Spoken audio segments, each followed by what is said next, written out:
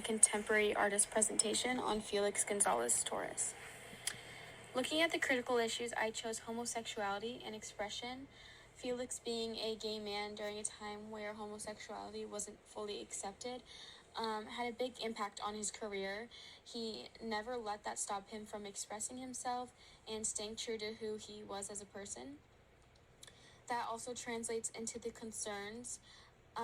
Being an openly gay man during the AIDS crisis, he experienced a lot of unfortunate loss, and with his partners specifically, which is translated into many of his works as well.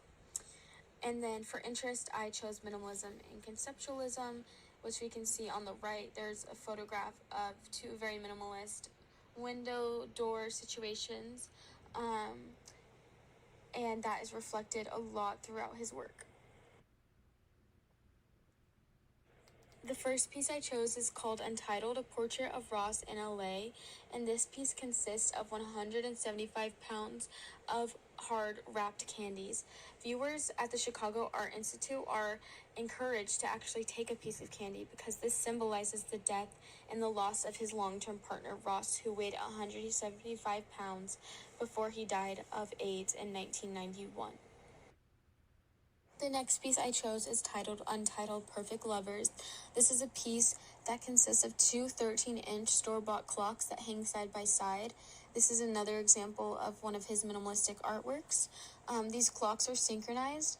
However, the batteries in one of the clocks is supposed to die first, which symbolizes the death of his partner Ross.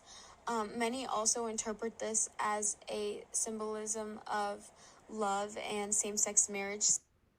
The next work of art I chose is titled Untitled Paper Stack, and this is just a stack of photocopy paper on top of a wooden pedestal, and there is an endless supply of copies here, meaning that the museum refills them each day.